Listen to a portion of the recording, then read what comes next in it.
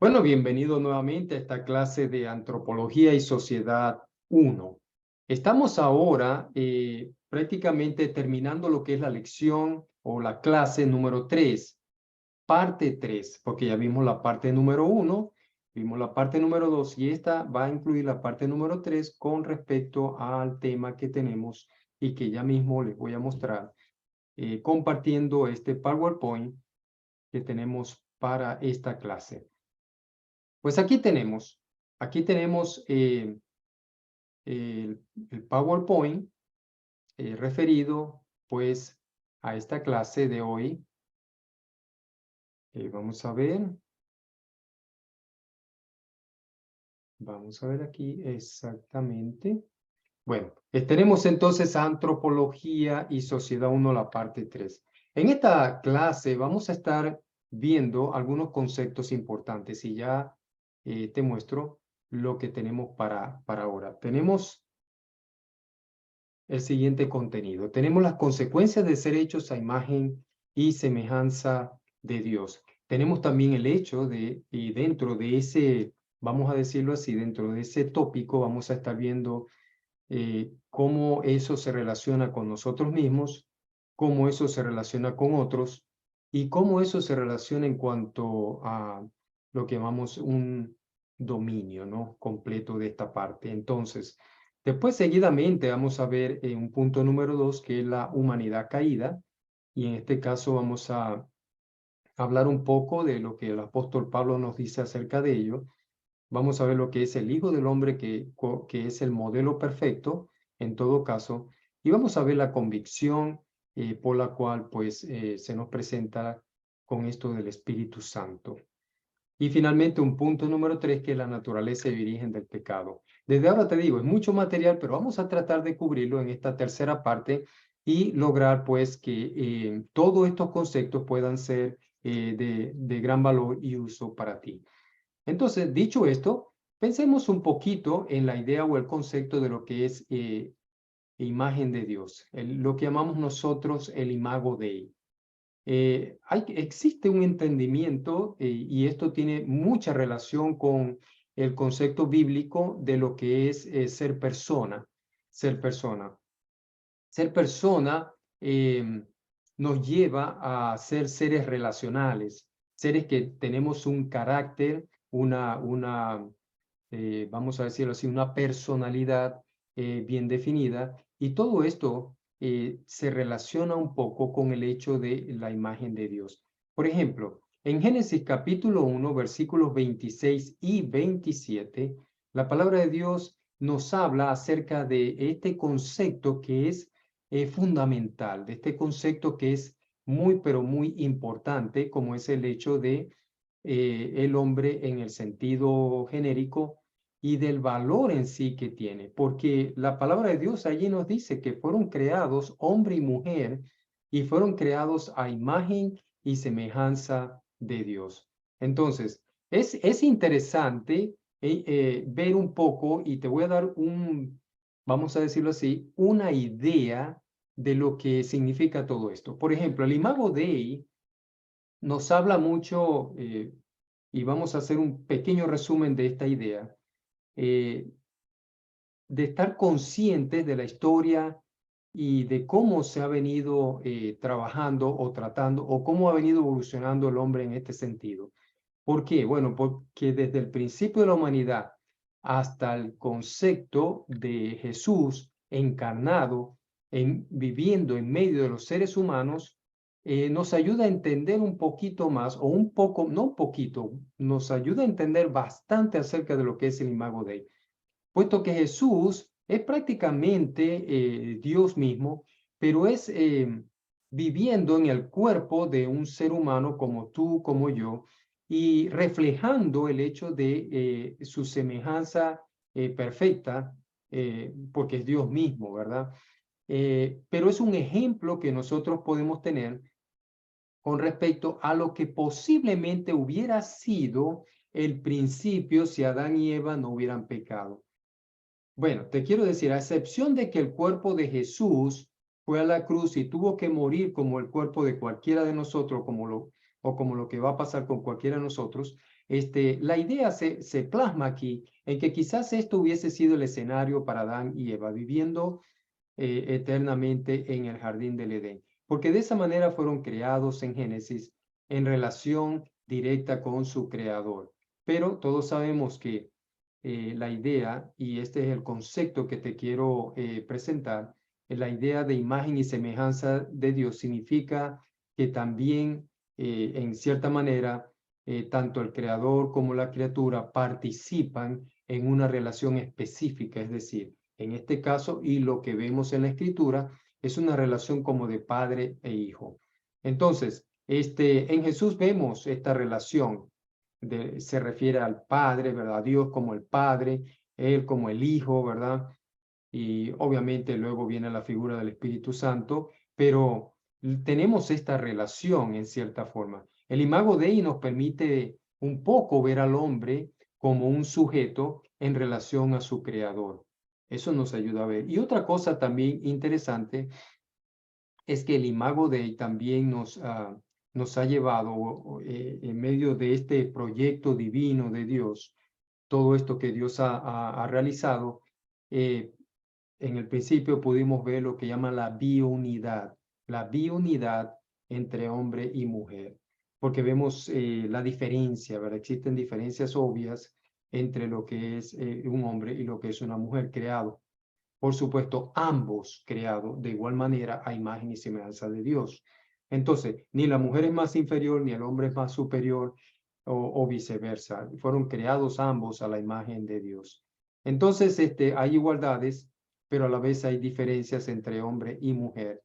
Pero bueno, lo más importante y el concepto que te quiero dar para efectos de esta clase es el hecho de que tanto el hombre como la mujer fueron creados a imagen de Dios. Y en Génesis 3 vemos la ruptura de este proyecto, porque cuando llega lo del pecado, cruzan las fronteras trazadas por Dios, por el Creador, y se distorsiona, se deforma el imago Dei, es decir, la imagen y semejanza que Dios había puesto en cada uno de ellos. Entonces existe y comienzan a haber ahora elementos de alienación y existen sus consecuencias, porque vemos entonces a la mujer que ya no se cambia de varona ahora por Eva, de idoneidad por utilidad. Ahora la mujer pasa a ser útil porque ahora por engendrar hijos, etcétera, etcétera. Una serie de cosas comienzan a cambiar ese proyecto divino de Dios. También la sexualidad, en muchos aspectos, queda reducida al sexo. El sujeto ahora se vuelve objeto, porque si todos podemos ver en esta sociedad que la mujer ha sido utilizada por muchos años, por mucho tiempo atrás, como un objeto, ¿verdad? En cierta manera. Entonces, el sujeto se va convirtiendo en objeto y también se está viendo lo que es que las cosas comienzan a darle valor al hombre y a la mujer. Cuando hablo de hombre y mujer. Entonces las cosas comienzan aparentemente en la concepción del hombre a darle valor a él. Es decir, uno vale por lo que uno tiene o por las cosas que uno ha acumulado. Eso no era así del principio. El principio era el hombre le daba valor a las cosas. Ahora las cosas, entre comillas, en este mundo son las que le dan valor al hombre. Y bueno, y hay la ruptura, la cual afecta las bases del matrimonio y la familia. Todo esto ocurrió en medio de capítulo 3, la calamidad de este capítulo 3 de Génesis, donde habla de la ruptura del pecado. Pero tenemos algo interesante que se llama la restauración, y esto se hace por medio de la gracia de Dios, que no ha dejado al hombre en esa pobre condición, sino que Jesús marca una nueva era, presentando un modelo, un motivo, ¿verdad? Ahora de llegar a Dios, un camino de llegar a Dios, un medio para llegar a Dios y tratar de recuperar esa imagen deformada que tenemos producto del pecado. Tenemos también el modelo que es Jesús, que nos ofrece un ideal a alcanzar. Por eso el apóstol Pablo habla acerca de cada día ser más a la imagen de su Hijo, más a la imagen de Cristo.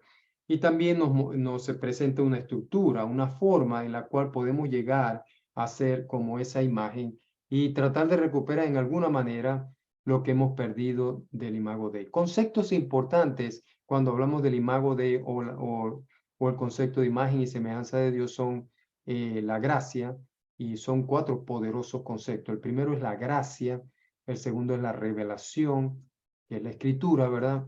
El tercero es el Espíritu Santo, que en conjunto con la escritura hace su trabajo en transformar al hombre y hacerlo cada día más, recuperar esa imagen deformada y cada día hacerla más parecida a la imagen que Dios ha sembrado en nosotros.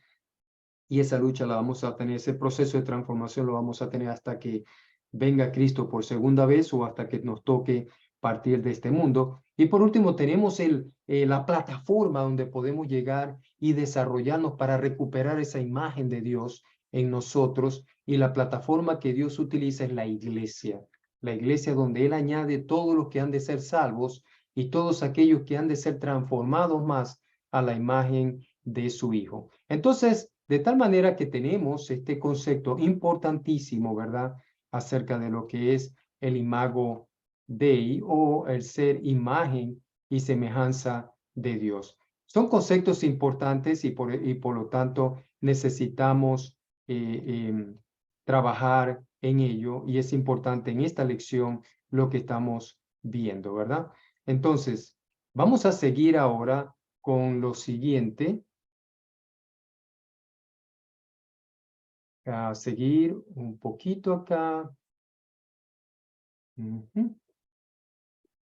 Vamos a ver.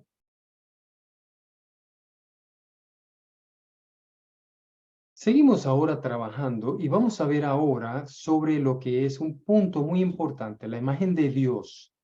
Y veamos un pequeño resumen también de las consecuencias vistas de varios ángulos. El primer ángulo que quiero mostrarte como consecuencia de ser hechos a imagen de Dios es en cuanto a nosotros mismos, ¿verdad? En cuanto a nosotros mismos. Porque hemos visto que la imagen de Dios en el hombre es su naturaleza, está reflejada en su naturaleza ¿qué? En su naturaleza intelectual, en su naturaleza moral, en su naturaleza espiritual fundamentalmente, junto con sus funciones, obviamente, que Dios ha puesto, ¿verdad? Y que pues lo ha reflejado, como te dije al principio, con el ejemplo de Cristo, ¿no? Desde la creación misma. Cristo ahora es el ejemplo de nosotros a seguir. Entonces, nuestra actitud hacia nosotros mismos como seres humanos redimidos se modifica en gran manera. ¿Por qué? Porque somos los objetos ahora de la gracia de Dios.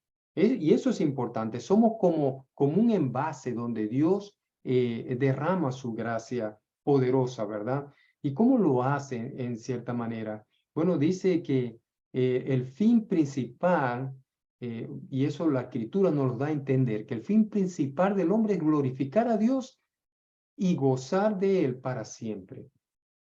Ese sería, vamos a decirlo así, el plan o el objetivo de haber sido creados. Ahora, el mensaje del Evangelio es que Dios nos invita a tener comunión con Él mismo, comunión que se ha perdido y distorsionado por causa del pecado. Entonces, ahora recuperamos eso. Tenemos el derecho también de venir, como dice la palabra de Dios, y derecho que nos da Dios. Por ejemplo, en Mateo 11:28, Jesús hace la invitación: venid a mí todos los que estáis trabajados y cargados, que yo os haré descansar. Esa es una parte importante, ¿verdad? Porque Dios ha provisto en Cristo el camino para eliminar, por decirlo así, todas las barreras que el hombre pueda tener por causa del pecado y con relación a Dios. Porque el pecado es lo que separa al hombre de Dios, separa al hombre de esta relación con Dios. Tenemos derecho de esperar entonces un compañerismo, una comunión que podamos tener con Dios, y que esta comunión se refleja a través de la invitación constante que Dios hace a cada uno de nosotros para poder entrar y formar parte de su familia. Un ejemplo que te quiero poner también está en primera de Juan, capítulo 3, versículo 1, el cual nos dice que mirad cuál amor nos ha dado el Padre para que seamos llamados, ¿qué? Hijos de Dios. O sea que Dios nos está llamando a tener esa relación con Él. Jesús también le puso un punto, designó un punto en nuestra relación con Dios como seres humanos que somos. Y lo hace ver en Juan capítulo 10, versículo 35, cuando si estoy claro, dice él en su palabra, a quienes vino la palabra de Dios. Entonces hace una separación entre aquellos que reciben la palabra de Dios y aquellos que no. Entonces, en el texto vino, se traduce como aconteció.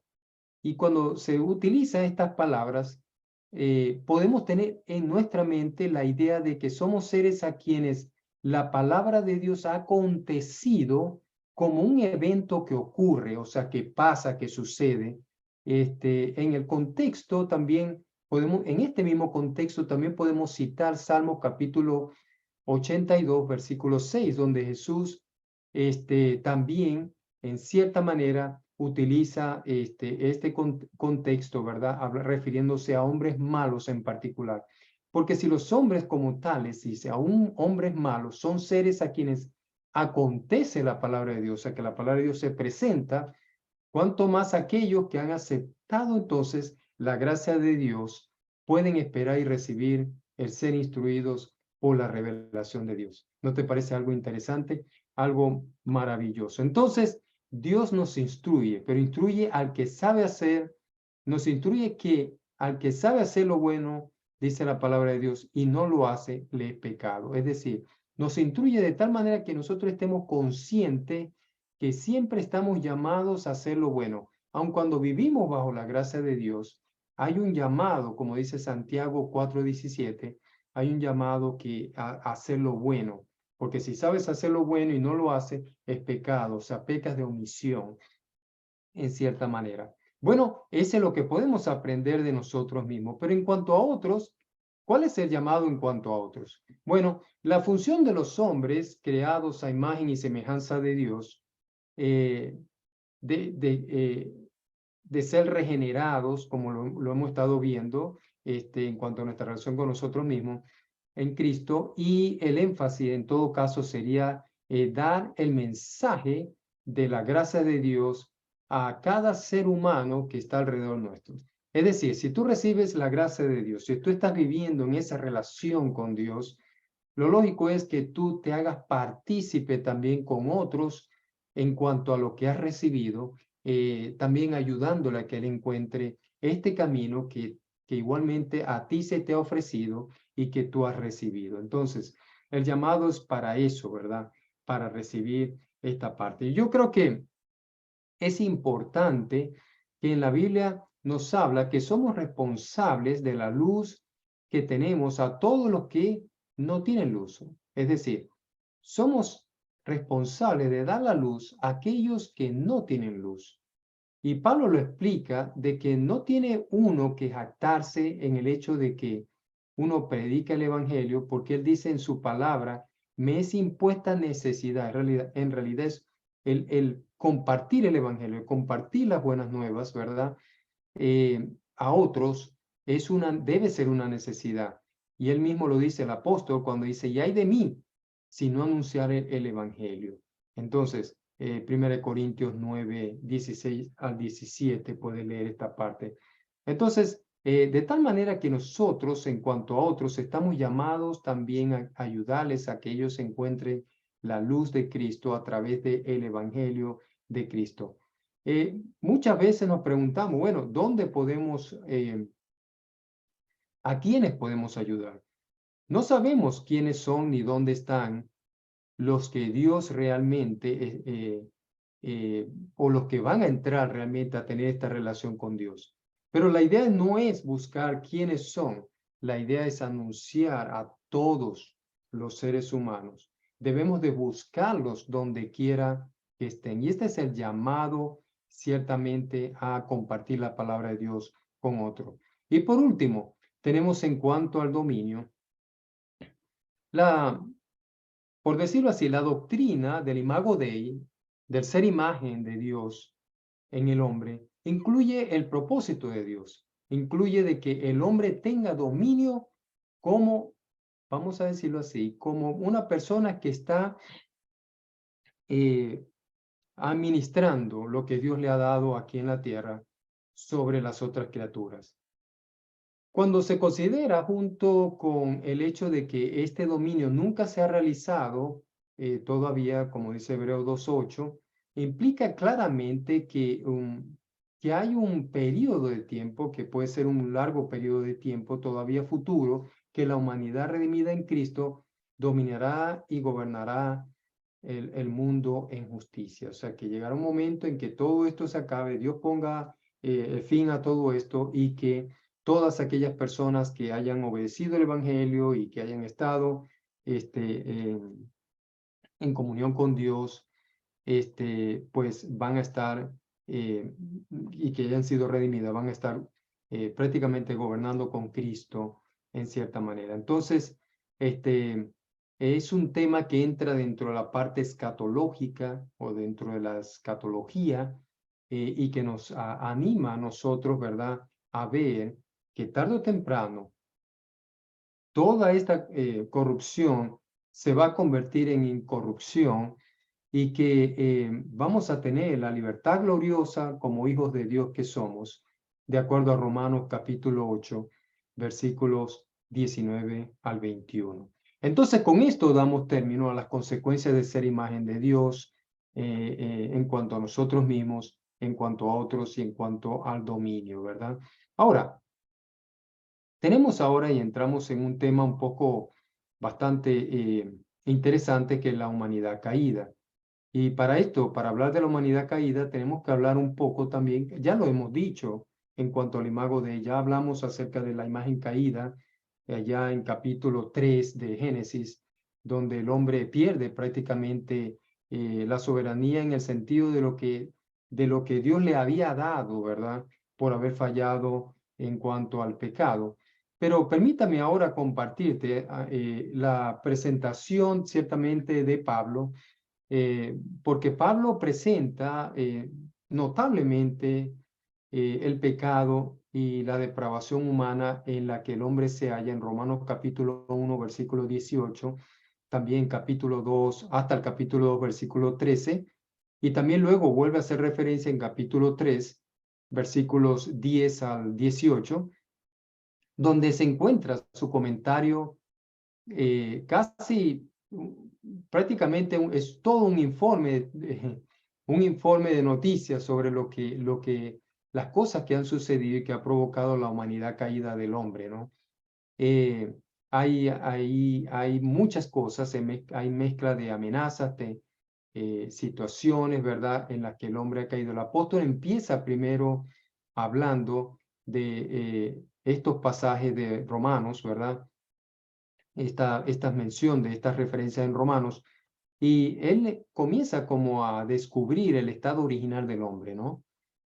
A quien el conocimiento de Dios le fue revelado, y él asocia este estado, como podemos ver, con el hecho de que la naturaleza misma hay suficiente evidencia del eterno poder y divinidad de Dios, de modo que no tienen excusa. Es decir, que el hombre no puede hacerse, como diríamos nosotros en un lenguaje coloquial, familiar, el hombre no se puede hacer la vista gorda, porque él sabe y conoce de que realmente hay cosas que son evidencia de la creación de Dios. Todos los días, cuando nos levantamos, podemos ver, podemos palpar la creación de Dios, lo que Dios ha hecho de manera perfecta, ¿verdad? Y Dios ha creado todas estas cosas y de tal manera que son como pinceladas que nos llevan a entender que hay un creador y que hay alguien que diseñó todo esto en realidad. Entonces, el argumento aquí de Pablo es que cada ser humano es culpable, en cierta manera, de cada pecado enumerado allí. Eh, y en cierta forma, no es que él está diciendo, bueno, toda esta lista de pecados, todo esto lo has cometido tú. En cierta manera no está diciendo eso, es lo que quiero aclarar, sino que está diciendo que estos pecados, estos actos, de cierta manera, de depravación, de crimen, porque ha habido crimen, todas estas cosas que han sucedido, son características de la humanidad caída del ser humano. Entonces, eso es lo que quiere decir. Y lo repite en los versículos, en el capítulo 1, en los versículos 24, 26 y 28, dice que Dios, y lo enfatiza de esta manera en esos textos, en capítulo 1, versículos 24, 26 y 28, y lo dice que Dios los entregó. Es decir, el hombre, según Pablo, prefiere adorar y dar culto a una criatura creada en vez de al creador mismo. ¿Qué les parece? Esa es la idea que está planteando Pablo. Por eso dice que por lo cual los entregó, o sea, Dios los entregó en las concupiscencias de su corazón e inmundicia para que deshonrasen sus propios cuerpos entre sí. Versículo 24. Dios los entregó a pasiones viles.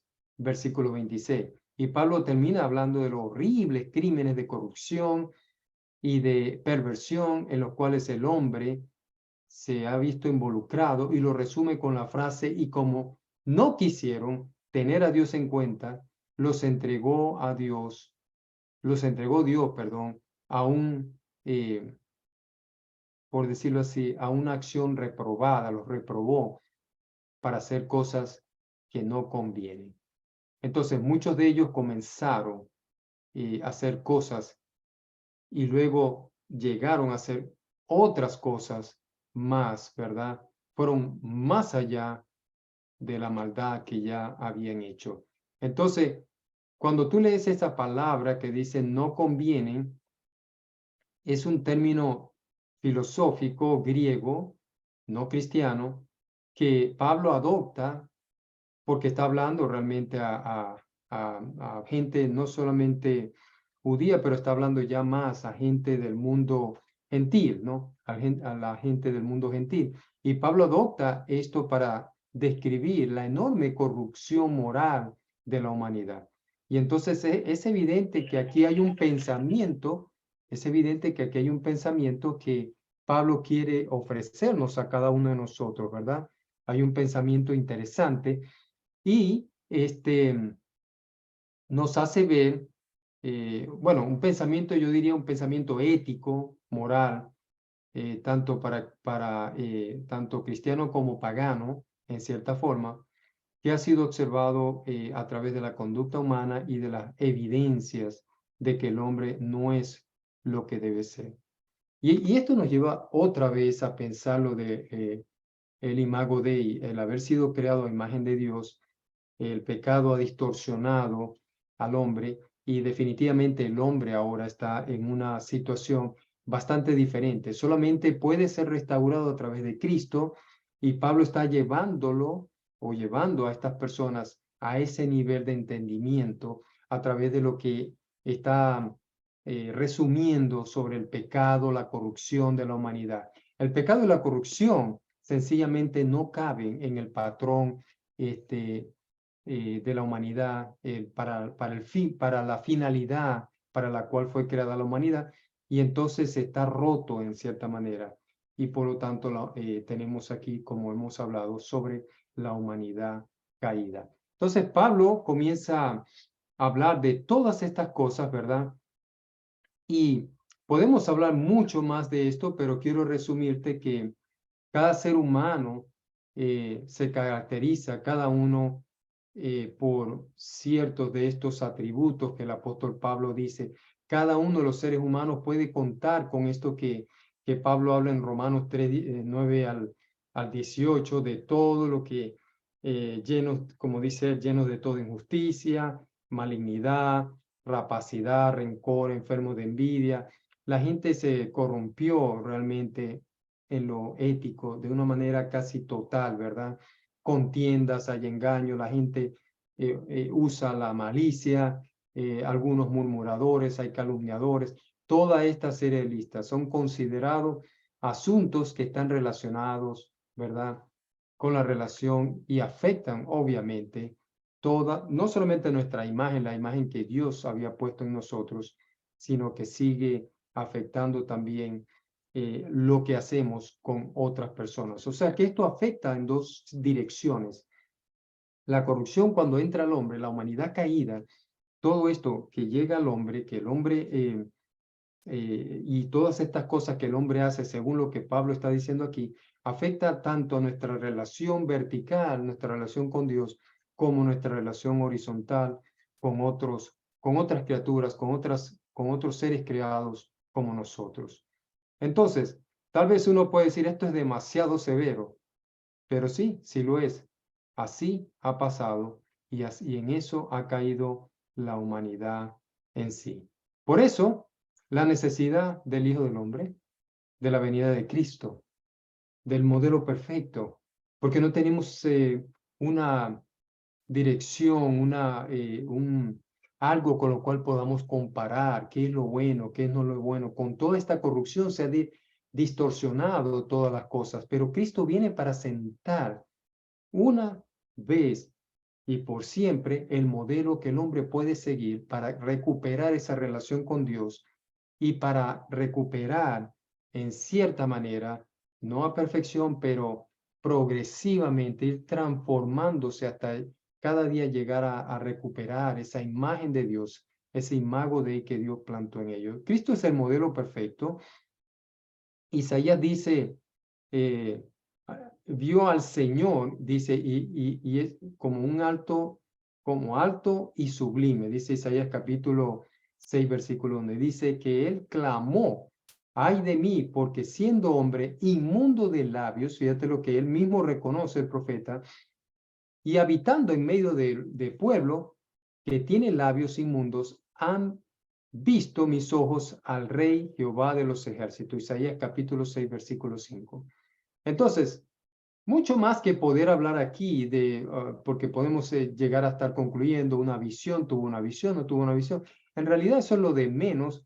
Lo que estoy viendo aquí es el contenido de esto, que él está hablando de una visión, ¿verdad?, de la santidad de Dios. Eso es lo más importante aquí. ¿Reveladas dónde? Vamos a decirlo así, soberanamente a través de Cristo Jesús. Esto trae la convicción al hombre de que él, el hombre mismo, es un ser caído. Porque cuando vemos a Cristo y vemos esta relación, ¿verdad?, a través de la Escritura, a través de Cristo como modelo, podemos ver nuestra humanidad caída, podemos ver nuestras fallas, podemos ver todas las cosas que realmente representan una visión de nuestra propia miseria y de nuestra propia naturaleza caída en cierta manera. Bueno, es indispensable también, como podemos ver, que las personas podamos ver en la naturaleza de Cristo que Él asumió en sí mismo todos los atributos esenciales de la humanidad sin pecado que el hombre tenía antes de la caída. Es decir, que Él nos devuelve ese reloj, por decirlo así, devuelve el reloj al principio, cuando todo se echó a perder, antes de que, perdón, todo se echara a perder. Entonces volvió a la humanidad a ese tiempo y diciendo, mira cómo se vive en perfección, mira cómo se vive dentro del plan divino de Dios. Y entonces Él lo mostró a través de su Hijo, es decir, a través de su vida, perdón, en ese sentido. Podemos verlo allí. Jesús entonces es el mayor ejemplo de los atributos esenciales de esa humanidad sin pecado que el hombre tenía antes de la caída. ¿Qué te parece? Y por último, puedo decir aquí que Jesús entonces es la historia, es la mejor evidencia de que el ser humano es un ser caído. Evidentemente, Él viviendo aquí, mostrando sus cualidades, mostrando todo esto, nos hace ver nuestra naturaleza caída, muy lejos de alcanzar su modelo, pero no imposible, ya que para Dios, dice la palabra al mismo, todo le es posible. podemos ser transformados. Y por eso tenemos que la ayuda y la convicción de parte del Espíritu Santo. ¿Qué dice Juan 16:8? Juan 16:8 dice, cuando Él, el Espíritu de verdad, dice, venga, convencerá al mundo de pecado, de justicia y de juicio. Entonces, si no lo vemos en Cristo, ¿verdad? Vamos a tener la ayuda del Espíritu Santo, el cual va a mostrar que realmente estamos fallos, que necesitamos de Dios, que necesitamos de su gracia, de su redención, en cierta manera. Entonces, esa fue la promesa que Jesús hizo, porque Él sabía que tenía que ascender a los cielos, pero Él no quería dejarnos solos, fallos, incompletos. Él quería enviar al Espíritu Santo. Ahora Dios no con nosotros, ahora Dios en nosotros. Quería enviar al Espíritu Santo para que el Espíritu Santo el Espíritu de la promesa, llegara al mundo y, y nos convenciera, nos enseñara verdaderamente cuál es el verdadero camino. Entonces, cuando hombres llenos del Espíritu Santo presentan fielmente la palabra de Dios, adivinen qué, hay convicción de pecado. La gente puede darse cuenta del pecado. Y la gran necesidad del mundo de hoy es de hombres consagrados que el Espíritu Santo entonces pueda usar para convencer, para hacer su obra de convencer al mundo de pecado. Y esa es la tarea que tú y yo tenemos. De una vez siendo redimidos por el Señor y teniendo este Espíritu Santo morando en nuestras vidas, poder convencer a otros acerca del pecado que reina en sus vidas y poder traerlos aquí, traerlos de vuelta hacia el Señor, recibiendo el Evangelio de gracia, el Evangelio de salvación. ¿No te parece interesante? Yo creo que es un punto muy interesante para seguir analizando. Bueno, y ya estamos llegando a la conclusión de esta clase 3, parte número 3. Y les quiero colocar ahora, y lo tienen allí en su pantalla, lo que vamos a ver en la clase 3. Perdón, en la clase 3, la parte 4. Vamos a terminar la clase aquí, sobre todo la parte 3 de la clase 3. Vamos a terminarlo aquí, pero te voy a dejar con la idea de 4 puntos importantes que vamos a ver en la próxima, que es la naturaleza y origen del pecado. Vamos a ver dentro de eso lo que es una definición precisa de lo que es pecado, el origen del pecado, y para ello vamos a estar conversando un poquito sobre lo que es la parte prehumana, hablando un poquito del origen del pecado, la parte prehumana, antes del humano, lo que sucedió, el tentador y original, ¿no? Hablando de Satanás en sí. Vamos a estar hablando también del pecado, lo que algunos denominan como el pecado que sin remedio, es decir, que no tiene un remedio. Todo eso vamos a estar hablándolo en la clase, en la parte 4 de esta clase 3. Y bueno, y dos preguntas que son interesantes, importante que las tengamos en cuenta es, la primera ¿es concebible el libre albedrío? Y la número 2, que también tiene sus respuestas por parte del apóstol Pablo, o sus posibles, no sus posibles, pero sus soluciones de parte del apóstol Pablo, la palabra de Dios, dice, pues ¿puede Dios permitir el pecado? Entonces, son preguntas que son interesantes, son preguntas filosóficas que nos van a estar llevando en la parte 4 de esta clase 3. Entonces, te espero en la parte 4 de esta clase 3 y para seguir y terminar con este punto tan importante. Que Dios te bendiga.